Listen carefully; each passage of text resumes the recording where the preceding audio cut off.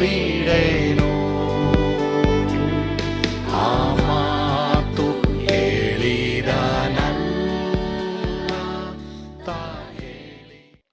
ಯೇಸು ಕೈ ಬಿಡನು ದೈವಿಕ ಸಂದೇಶಕ್ಕೆ ನಿಮ್ಮೆಲ್ಲರನ್ನು ಆಹ್ವಾನಿಸುತ್ತೇನೆ. ಈ ದಿನ ನಾವು 1 ಯೋಹಾನ 3ನೇ ಅಧ್ಯಾಯ 3ನೇ ವಚನ, ಆತನ ಹಾಗಿರುವೆವೆಂದು ಬಲ್ಲೆವು, we will be like him, ಈ ವಿಷಯದ ಕುರಿತು ಇಂದು ನಾವು ಧ್ಯಾನ ಮಾಡಲಿದ್ದೇವೆ. ಈ ವಾಕ್ಯವನ್ನು ಓದಿಕೊಳ್ಳೋಣವಾ? ದೇವರ ಮಕ್ಕಳೆಂಬ ಹೆಸರನ್ನು ನಮಗೆ ಕೊಡುವುದರಲ್ಲಿ ತಂದೆಯು ಎಂಥ ಪ್ರೀತಿಯನ್ನು ನಮ್ಮ ಮೇಲೆ ಇಟ್ಟಿದ್ದಾನೆ ನೋಡಿರಿ. ನಾವು ಆತನ ಮಕ್ಕಳಾಗಿದ್ದೇವೆ. ಈ ಕಾರಣದಿಂದ ಲೋಕವು ನಮ್ಮನ್ನು ತಿಳಿದುಕೊಳ್ಳುವುದಿಲ್ಲ, ಅದು ಆತನನ್ನು ತಿಳಿದುಕೊಳ್ಳಲಿಲ್ಲವಲ್ಲ. ಪ್ರಿಯರೇ, ಈಗ ದೇವರ ಮಕ್ಕಳಾಗಿದ್ದೇವೆ. ಮುಂದೆ ನಾವು ಏನಾಗುವೆವೋ ಅದು ಇನ್ನೂ ಪ್ರತ್ಯಕ್ಷವಾಗಲಿಲ್ಲ. ಕ್ರಿಸ್ತನು ಪ್ರತ್ಯಕ್ಷನಾಗುವಾಗ ನಾವು ಆತನ ಹಾಗಿರುವೆವೆಂದು ಬಲ್ಲೆವು. ಯಾಕೆಂದ್ರೆ ಆತನಿರುವ ಪ್ರಕಾರವೇ ಆತನನ್ನು ನೋಡುವೆವು. ಆತನ ಮೇಲೆ ಈ ನಿರೀಕ್ಷೆಯನ್ನು ಇಟ್ಟಿರುವ ಪ್ರತಿಯೊಬ್ಬನು ಕ್ರಿಸ್ತನು ಶುದ್ಧನಾಗಿರುವಂತೆ ತನ್ನನ್ನು ಶುದ್ಧ ಮಾಡಿಕೊಳ್ಳುತ್ತಾನೆ. ಪ್ರಿಯರೇ, ಈ ಒಂದು ಭಾಗದಲ್ಲಿ ದೇವರ ಮಕ್ಕಳ ಫ್ಯೂಚರ್ ಏನು? ನಾನು ಯೇಸುಸ್ವಾಮಿ ನಂಬಿದ್ದೀನಿ, ಆತನ ರಕ್ತದ ಮೂಲಕವಾಗಿ ತೊಳೆಯಲ್ಪಟ್ಟಿದ್ದೀನಿ, ದೇವರ ಮಗುವಾಗಿದ್ದೀನಿ. ಈಗ ನನ್ನ ಭವಿಷ್ಯ ಹೇಗಿರುತ್ತೆ, ಅಂದ್ರೆ ನಾನು ಈ ಲೋಕವನ್ನ ಬಿಟ್ಟು ಹೋದ ಮೇಲೆ ಏನಾಗ್ಬೋದು ನನಗೆ ಅನ್ನೋದು ಎಲ್ಲರಲ್ಲಿ ಒಂದು ಪ್ರಶ್ನೆ. ಆದ್ರೆ ಸತ್ಯವೇದ ಏನ್ ಹೇಳ್ತದೆ? ನಾವು ಹೇಗಿರ್ತೀವಿ? ನಾವು ಯೇಸು ಹೇಗಿದ್ದಾರೋ ಅದೇ ರೀತಿ ಇರ್ತೀವಿ ಎಂಬುದಾಗಿ ಈ ವಾಕ್ಯದಲ್ಲಿ ಬರೆದಿದೆ. ನೋಡಿ, ಈ ವಾಕ್ಯ ಹೇಳ್ತಾ ಇರೋದು, ಸತ್ಯವೇದ ಹೇಳ್ತಾ ಇರೋದು, ಆತನು ಯಾವ ರೀತಿ ಇದಾರೋ ಅದೇ ರೀತಿ ನಾವು ಇರ್ತೀವಿ ಎಂಬುದಾಗಿ ಇದರಲ್ಲಿ ಬರೆಯಲ್ಪಟ್ಟಿದೆ. ಕ್ರಿಸ್ತನು ಪ್ರತ್ಯಕ್ಷನಾಗುವಾಗ ಯೇಸುಸ್ವಾಮಿ ಯಾವ ರೀತಿ ಇರ್ತಾರೋ ಆತನ ಹಾಗೆ ನಾವು ಇರ್ತೀವಂತ. ಅಂದ್ರೆ ಎಂತ ಒಂದು ಪದವಿ ನೋಡ್ರಿ. ವೇಳೆ ನಿಮ್ಮಲ್ಲಿ ಯೇಸು ಸ್ವಾಮಿ ನಾನು ನಂಬಿದ್ದೀನಿ, ಮುಂದೆ ನಮ್ಗೆ ಏನಿದೆಯೋ ಏನಾಗ್ತದೋ ಎಂಬಂತ ಒಂದು ಕಳವಳ ನಿಮ್ಗಿರ್ಬೋದು. ಕೆಲವು ವೇಳೆ ನಾನು ಪರಿಶುದ್ಧನಾಗಿ ಜೀವಿಸಿ ಪ್ರಯೋಜನ ಏನು, ನಾನೆಲ್ಲ ತ್ಯಾಗ ಮಾಡಿ ಪ್ರಯೋಜನ ಏನು, ನಾನು ನೀತಿವಂತನಾಗಿ ನಡೆದು ಪ್ರಯೋಜನವೇನು ಎಂಬುದಾಗೆಲ್ಲ ನೀವು ಅಂದ್ಕೊಂಡಿರ್ಬೋದು. ಈ ವಾಕ್ಯ ಏನ್ ಹೇಳ್ತದ? ಆತನ ಹಾಗೆ ಇರ್ತೀವಿ. ನೋಡಿದ್ರ, ಇವತ್ತು ಲೋಕದಲ್ಲಿ ಎಷ್ಟೋ ಜನರಾಗಿ ಇರಕ್ಕೆ ನಾವು ಪ್ರಯಾಸ ಪಡ್ತೀವಿ. ಆದ್ರೆ ಆ ರೀತಿ ಇರೋದು ಬೇಡ, ಸರಿನಾ? ಯಾಕಂದ್ರೆ ಅವರೆಲ್ಲ ಶಾಶ್ವತ ಇಲ್ಲ, ನಾವು ಶಾಶ್ವತ ಇಲ್ಲ, ಈ ದೇಹ ಶಾಶ್ವತ ಇಲ್ಲ, ಇದು ಮಣ್ಣಿನಿಂದ ತೆಗೆಯಲ್ಪಟ್ಟಂತದ್ದು. ಆದರೆ ಪ್ರಿಯ ದೇವರ ಮಕ್ಕಳೇ, ಯೇಸುವಿನ ಹಾಗೆ ಇರುವಂಥದ್ದು ಎಂಥ ಭಾಗ್ಯ! ಇನ್ನು ಮುಂದೆ ನಾವು ಅದಕ್ಕಿಂತಲೂ ಉತ್ತಮವಾಗಿ ನಮ್ಮನ್ನು ಇಡಬೇಕನ್ನೋದೇ ದೇವರ ಪ್ರೀತಿ. ಆತನ ಪ್ರತ್ಯಕ್ಷನಾಗುವಾಗ ಆತನ ಹಾಗೆ ನಾವಿರ್ತೀವಿ. ಆದ್ರೆ ಇನ್ನು ಮುಂದೆ ಯಾವ ರೀತಿ ಇರ್ತೀವೋ ನಮಗೆ ಗೊತ್ತಿಲ್ಲ ಅನ್ನೋದು ವಾಕ್ಯ ಹೇಳ್ತೇವೆ. ಆದ್ರಿಂದ ಏನ್ ಮಾಡ್ಬೇಕು? ಈ ನಿರೀಕ್ಷೆ ಯಾರಿಗಿದೆಯೋ ನಾವು ಶುದ್ಧ ಮಾಡಿಕೊಂಡವರಾಗಿ ಜೀವಿಸ್ಬೇಕು, ನಾವು ಶುದ್ಧ ಉಳ್ಳವರಾಗಿ ಜೀವಿಸ್ಬೇಕು. ಕ್ರಿಸ್ತನು ಶುದ್ಧನಾಗಿರುವಂತೆ ನಾವು ಶುದ್ಧರಾಗ್ಬೇಕು. ಈ ನಿರೀಕ್ಷೆ ನಿಮ್ಗಿದೆಯಾ? ಖಂಡಿತವಾಗಿ ಪರಿಶುದ್ಧರಾಗಿ ಜೀವಿಸಕ್ಕೆ ಪವಿತ್ರಾತ್ಮನ ಸಹಾಯವನ್ನು ಕೇಳಿ, ಪಾಪದ ಮೇಲೆ ನಮಗೆ ದ್ವೇಷ ಅಸೂಯೆ ಹುಟ್ಟುವ ಹಾಗೆ ನಾವು ದೇವರನ್ನು ಕೇಳೋಣ.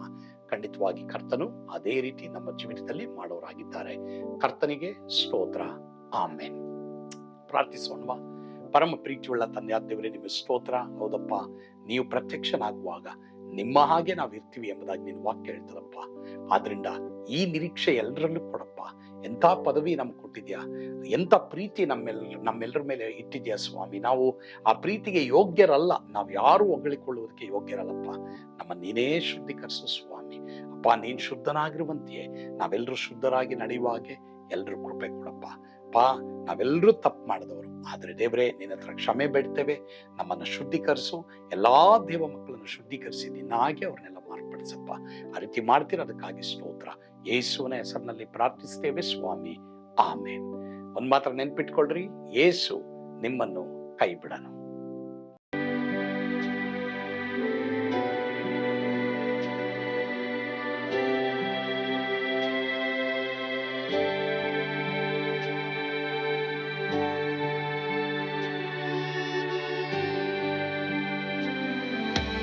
ನಾನು ಪಾತ್ರದಲ್ಲಿ ಇರುವಾಗಲೂ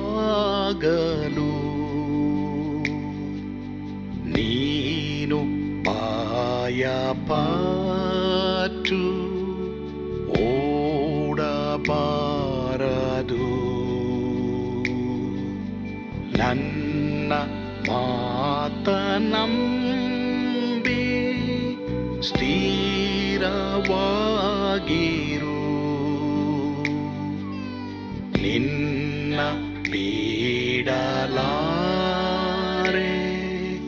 ಬಿಡೆನು ಎಂದೆಂದಿಗೂ.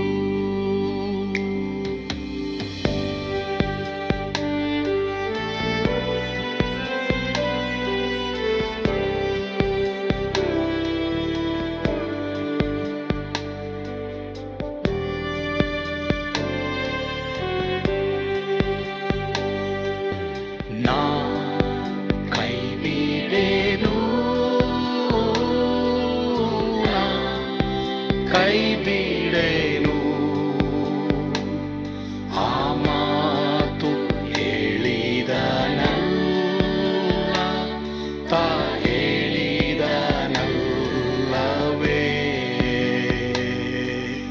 ನಾ ಕೈ ಬಿಡೆನು, ನಾ ಕೈ ಬಿಡೆನು. ಆ ಮಾತು ಹೇಳಿದನಲ್ಲ, ತಾ ಹೇಳಿದನಲ್ಲವೇ.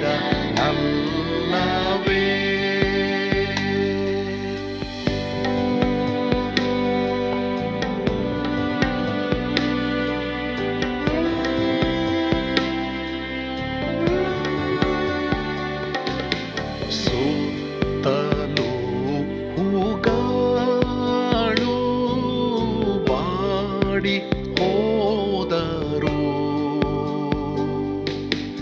ಮೇಲೆ ಸ್ವರ್ಗದೋಳು ಬಾದಲಾಗದು. ಅಲ್ಲಿಂದೇಸು ಸ್ವಾಮಿ ಬಾರುವಾತನು, ನನ್ನ ಬಿಡಲಾರ, ನನ್ನನ್ನು ಕೈ ಬಿಡನು. ನಾ ಕೈ ಬಿಡೆನು, ನಾ ಕೈ ಬಿಡೆನು. ಆ ಮಾತು ಹೇಳಿದನಲ್ಲ, ತಾ ಹೇಳಿದನಲ್ಲವೇ. ನಾ ಕೈ ಬಿಡೆನು, ನಾ ಕೈ ಬಿಡೆನು.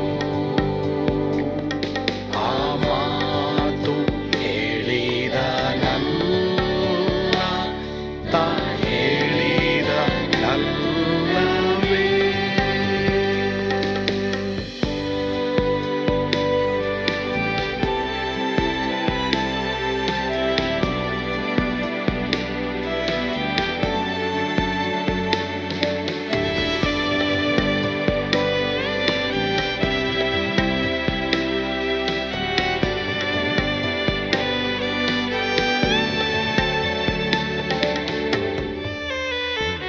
ಮುಂದೆ ಬಾಹು ಕಷ್ಟ ಬಾರುತ್ತಿದ್ದರು,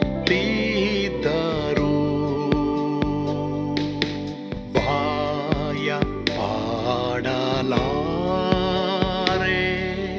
ಸ್ವಾಮಿ ಇದ್ದಾನೆ. ಬಾಲವಾಗಿ ನಿಂತು ಹರ್ಷಗೊಳ್ಳುವೆ, ಸ್ವಾಮಿ ಬಿಡಲಾರ, ಸ್ವಾಮಿ ನನ್ನ ಕೈ ಬಿಡನು. ನಾ ಕೈ ಬಿಡೆನು, ನಾ ಕೈ ಬಿಡೆನು. ಆ ಮಾತು ಹೇಳಿದನಲ್ಲ, ತಾ ಹೇಳಿದನಲ್ಲವೇ. ನಾ ಕೈ ಬಿಡೆನು, ಕೈ ಬಿಡೇನು. ಆ ಮಾತು ಹೇಳಿದ ನಲ್ಲ, ತಾ ಹೇಳಿದ ನಲ್ಲವೇ, ತಾ ಹೇಳಿದ ನಲ್ಲವೇ.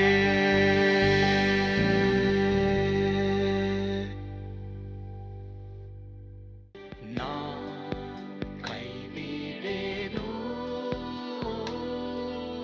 ನಾ ಕೈ